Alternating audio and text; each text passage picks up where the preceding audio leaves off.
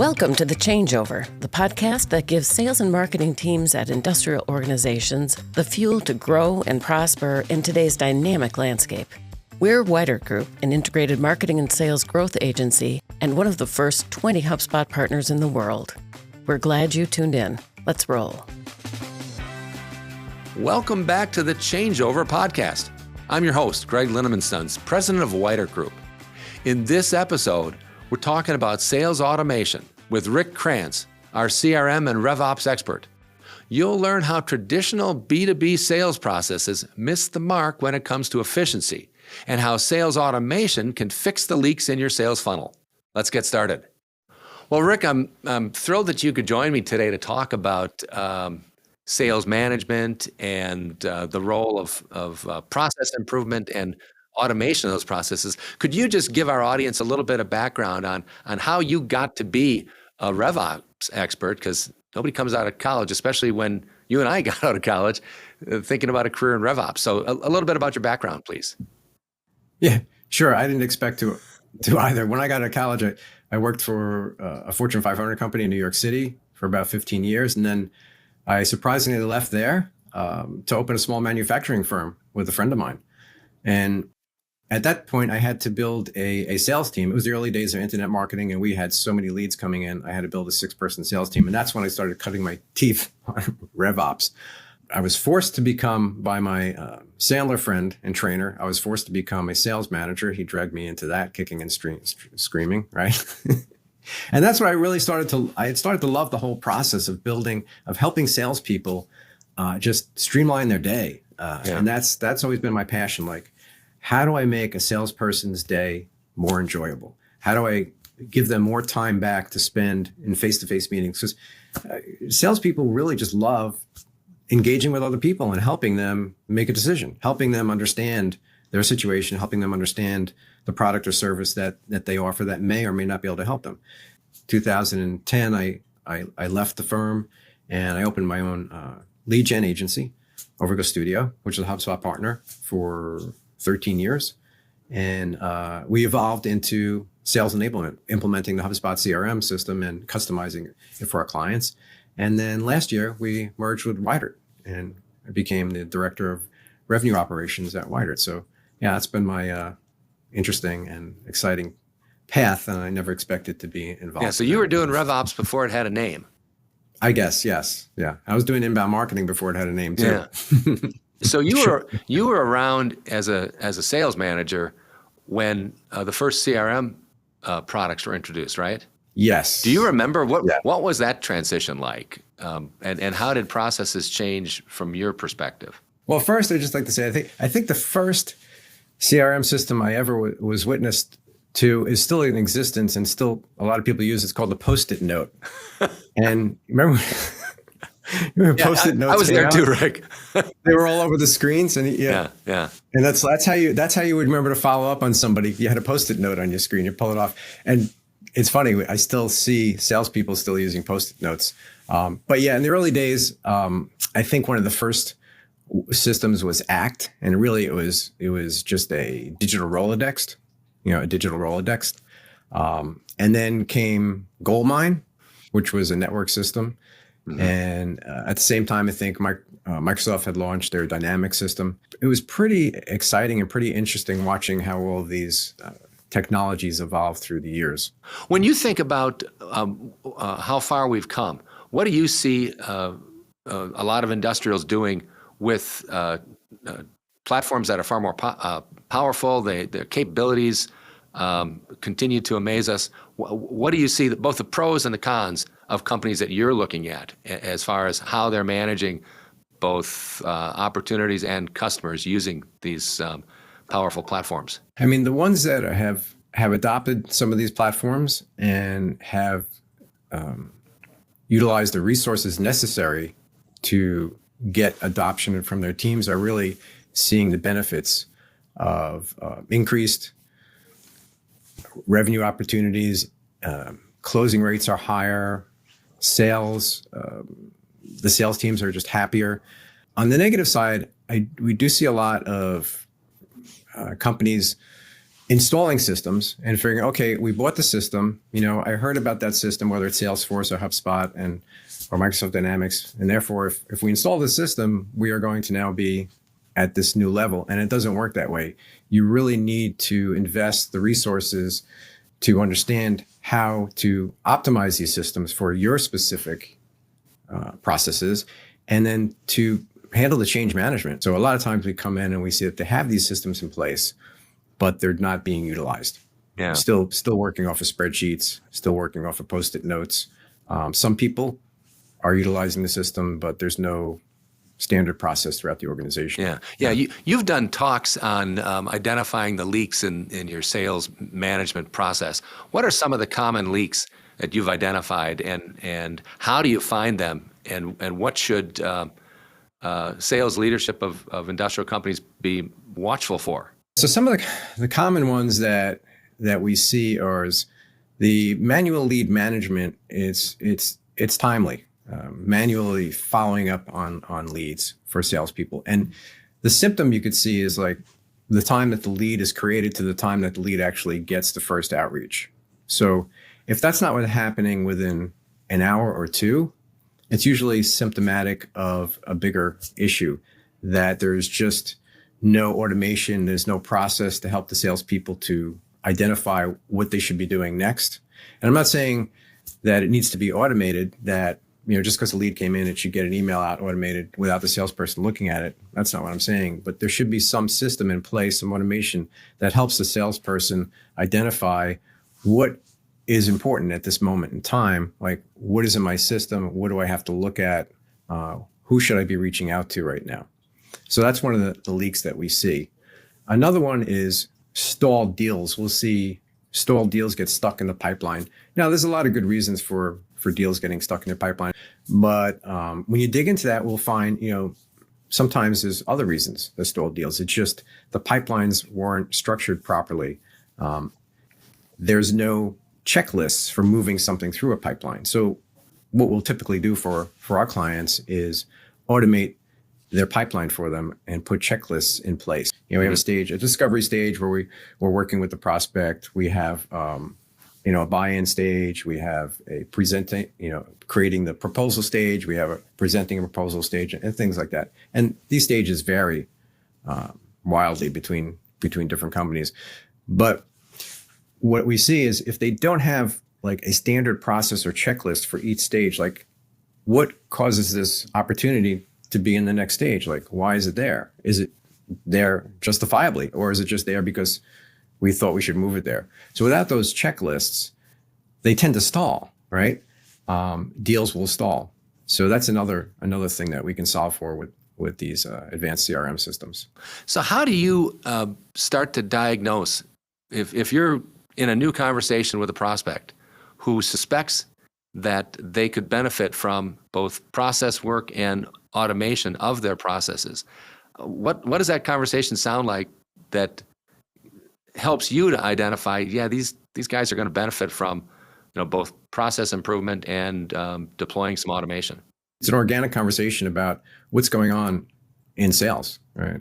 How many leads are you getting? So in some instances, there's too many leads coming in, and that's not always the case, right? It's a rare case, but that happens. I think everybody wishes that was the case, that they had too many leads coming in. But we do have clients that have too many leads, and the number of salespeople handling them can't get to all of them. We can solve for that. We also look at how much time is the salesperson actually getting to spend face-to-face, like whether it's on a Zoom meeting or going to their prospect's office, whatever it is. How much time are they getting to do that versus the time that they're spending updating their CRM or filling out reports or trying to gather information on prospects or doing cold outreach and things like that. So if they're working for the CRM, that's not good. No, it's always been my philosophy, and I picked this up when I built my sales team at the manufacturing firm. I initially was doing marketing, and it was working so well because those were the early days of internet marketing that I had to hire a 6-person sales team. And when I started working with them, I realized that, okay, I had to put sales first. And any CRM I put in here, it's the number one thing that I need a CRM to do is improve a salesperson's workday. make their workday more enjoyable, free up the time that they need to spend doing admin work, and give them more time to do what they really love doing, which is talking to people and connecting and helping people make a decision, helping people understand what their issue is and potentially how their product or service can solve that. Yeah. I want to go back to something you said just a little while ago. You said the problem sometimes is that they have too many leads. And just to clarify, you mean more leads than they can manage. Exactly. That's more leads than the salesperson can manage. And in that case, what happens is, and I've done this myself, you work with the low-hanging fruit. You work with the people that are actually engaging with you. So if I have 50 prospects that I have to work with this week, I'm going to work with the ones that are actually getting back to my emails or answering and taking my phone calls or taking meetings with me. And because maybe I only have time to deal with 30 of them, I'm going to ignore the 20 that haven't gotten back to me, right? And that makes sense. That's logical. It's human nature. But we can put systems in place for those 20. So the salesperson can consciously say, okay, these 20 I can't get to. I'm going to put them into an automation system. Just because they didn't answer me this week doesn't mean they ghosted me permanently. So when we see that, when there's too many leads, we put in these backup systems for the salespeople to use when they choose to. Yeah. So, Rick, we don't know exactly what the number is, but there's widespread belief that most businesses of a certain size, and especially in manufacturing, the industrials, are using some CRM product. They're widely available. They're at all price points. If so many companies have them in place, why do we keep finding businesses that aren't utilizing them right? They're not fixing their processes and they're not using automation. There's an interesting report from Forrester that says on industrials, and it says that 71% of industrials have some kind of CRM system in place. Yeah. Right.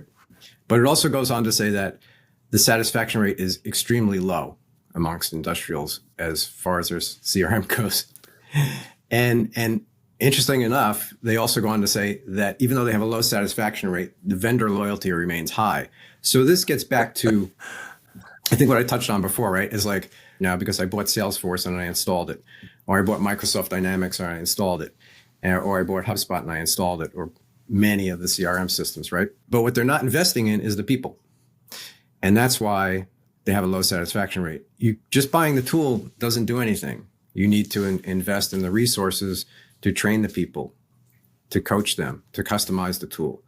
And that's when you start to see the satisfaction rate go up. Just buying the tool itself does not solve for the problem. Yeah. So when you think about the steps that businesses should take, what's the advice that you would give if you were talking to a prospect today about how to find and fix the leaks in your sales processes? Bring in an outside agent. It could be a sales coach. It could be a firm like ours that does sales enablement. We've worked with a lot of sales coaches who have come in to train sales teams and set up processes with those teams. And then they see that there's no system in-house that the teams can use for that process or house that process. And then they bring us in to help build that process. No entrepreneur who started a successful industrial got into it to say, I can't wait till they're big enough that I could install a CRM system and figure out how to use it, right? Yeah. No one ever said that. That's not what you do for a living, right? That shouldn't be what you're struggling with. That shouldn't be what you're spending your time on. That's not what your customers are paying you for. Yeah. Bring in someone to evaluate. Do you even need one, right? I've worked with a lot of CEOs and we looked at their setup and said, no, you just don't need this level of sophistication yet for what you've got going on. Yeah. What's the first step that you would take with somebody who recognizes their sales team is not effectively getting the most from their lead traffic? So they've put out a call for help. Where would you start? I start meeting with the sales team. What are they struggling with? Like, where are they spending their time that they don't want to spend their time or shouldn't be spending their time? It's really just a discovery process. We have a templated discovery process that we take our prospects through. Mm-hmm. It has, it takes them through like, where's their business coming from? Is it referrals? Is it cold outreach? Is it inbound traffic from their website, right? And then how are those different leads and contacts being handled and followed up with? And what's growing their business and what's not? What's wasting their time? I'm curious, Rick. How often do you start that conversation? And if you have 6 or 8 people in the room, you get 6 or 8 different answers on how they're managing and following up on leads. Well, we've worked with several companies that are well organized, and they have a process. But in a lot of cases, it is 6 or 7 different answers. And as these companies grow, the CEO or the founders, they had a process that they did when they had to do sales, and they passed that process down. And a lot of times you'd be surprised. But I'm never surprised, like how many times the CEO himself is surprised at what's going on with the sales team. Like because things evolve. You leave it alone, you move on to work on something else, and now the sales team has created their own process. So it's a matter of bringing all those different processes together and trying to, let's figure out the one process or the 2 or 3 processes that we need for this particular organization to be successful. What processes that, when automated, produce the best improvement for a typical client? A big thing that we solve for is lack of visibility. What is actually going on for an opportunity? Like, how is it moving through the sales pipeline, right? Sometimes the pipelines are defective. They're just not set up properly. They don't have the proper stages. The reporting is defective. The salesperson himself really doesn't have reports on like how much activity he's doing and what results is he getting. The sales manager doesn't have visibility into it. And then, the leadership team doesn't have visibility into how is this affecting our bottom line? Like, what is actually happening here? So that usually is the biggest impact that we make when we come in and solve for those things, because it affects all 3 levels in the organization. So just making it apparent to everybody in the process, both the salespeople, them understanding how they're performing, and then the roll-up of how's the team doing, and how's that affecting the company's performance. So at all 3 levels. Exactly. And be able to track that through your pipeline and be able to make predictions now. Like being able to look at the pipeline and say, well, based on what's on our pipeline, operations can forecast, finance can forecast what they're going to need, and next month and the month after, with some reliability, more reliability than they've ever been able to do prior to that. So that refers then to instituting processes that people embrace. So everybody's participating in the process, and using the platform at basic level, how it's intended to be used, so that it gives people visibility to what's going on. But that's before you've even done any automation. And so then, what are the common automation fixes that turn a good process into something that's got even less friction on it and is more likely to be done at the cadence you're looking for? I'll give you an example. One we're just currently working on with a client that has a BDR team of 3 people, and they have a 90-day cycle that they go through with their outreach, phone and email. In the past, it was a manual process where they have to figure out, well, how many days ago did I reach out to this person? Is it 91 now? Do I go back to it again, right? And there's a reason for this. Like, it may sound silly, but there's actually a business reason that makes sense for the way they're doing this. And what we do is we put in automation now. So they just come into their CRM, which is, in this case is HubSpot, and they go to their task window, and it has lined up everyone that they have to call, and they just press one button and the call is made. They can leave a voicemail. They could drop a voicemail just with a click without having to actually record the voicemail, and it brings up the next one. And the system is monitoring how these leads are being followed up with. When was the last time this contact was touched? What was the result? What was the outcome? They come in and the system shows them, okay, here's Here's who you need to reach out to today. So now they're a lot more efficient. They don't have to deal with that side of the admin work. Yeah. Yeah. Short of suggesting to sales leaders that they give you a call and hire you to come in, what advice would you give them on how they could prioritize their thinking about the fixes that'll benefit them the most? I think the best place to start is the same place I would start if I came in. And that's just have a conversation with your sales team. And then after with that, you can identify like, where are these inefficiencies happening? Like, where are my salespeople getting stuck? Where are they spending too much time on admin work versus face-to-face with a prospect or an existing customer that they need to be working with? From there, you want to start with things that are high impact and we call low disruption, meaning I'm not changing my entire process to do this, but it's going to have an impact. So I'm not asking everybody to reverse what they're doing or switch up what they're doing, but if I do this one thing, it's going to help these salespeople spend more time with our clients and our prospects. The other thing I would bring is just bring in some external expertise, to take a look after that and see, what do they see? How else could they help you? So when we engage, we analyze, we customize, we set up, we train, we do a lot of hand-holding, a lot of change management, but then it's iterative. We come back and we sort of do it again on a smaller basis with the individual salespeople. Do they have any other ideas and things they see now that they see how this can work? What can work? Sometimes salespeople come up with the greatest ideas, but it's a constant and never-ending improvement cycle. Yeah. Is it important?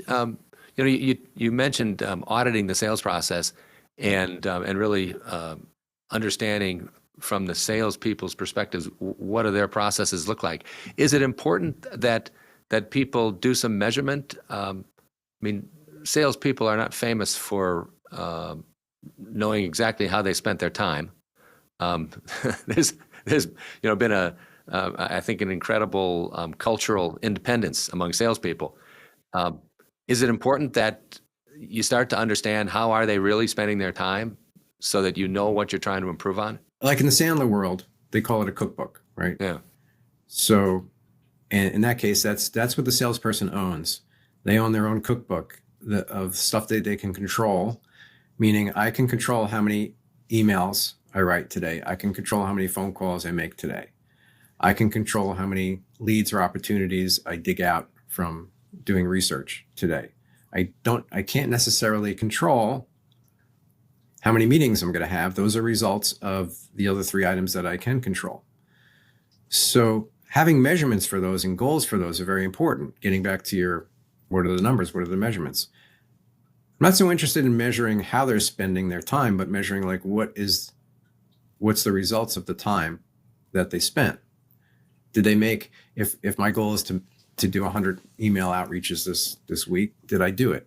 Or 100 connections on LinkedIn, did I do it? Right. So those can all be measured in the CRM and put on a dashboard for the salesperson and for the sales manager.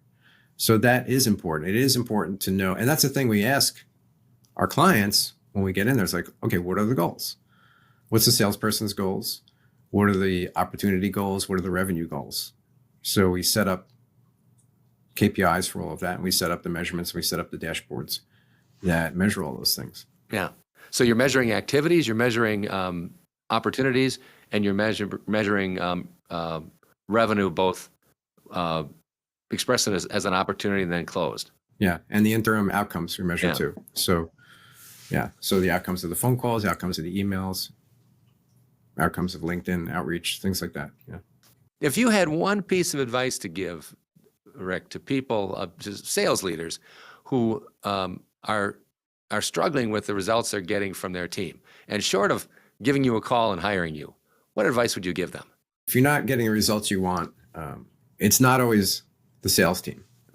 You need to look at the processes. So don't give up on the sales team. Take a look at your processes, what you're doing. Get input from your sales team. Like, gather that information, do that audit, do that assessment.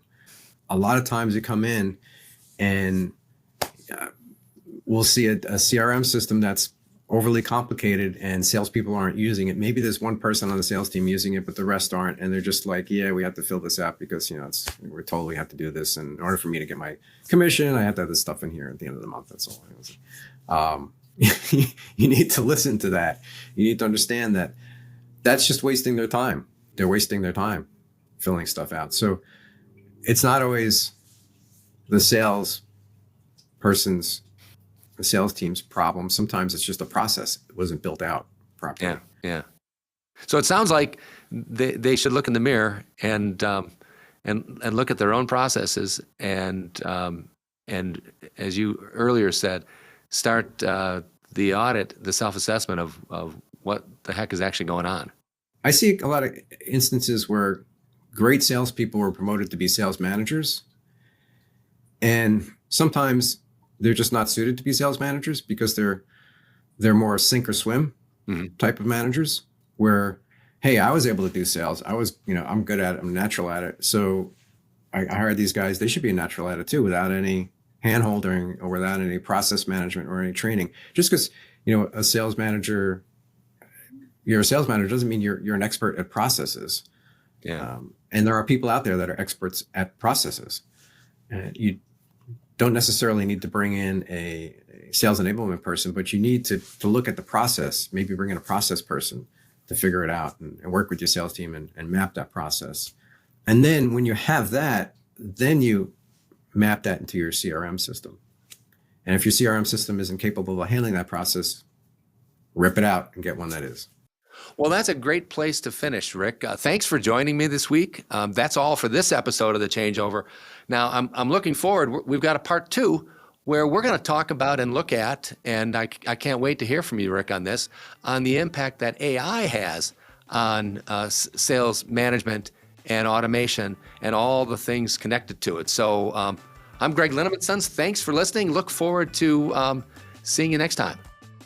That's all for this episode of The Changeover, but be sure to look out for the follow-up to this conversation in which Rick and I will take a closer look at artificial intelligence and AI-powered sales tools that can help teams boost their effectiveness even further. I'm Greg Linnemanstons. Thanks for listening. Thanks for joining us on the ChangeOver Podcast. Remember to subscribe on Apple, Spotify, YouTube, Wider.com, or wherever you get your podcasts. Let us know what you'd like to hear about next time by messaging Wider Group on social media. Thanks for listening.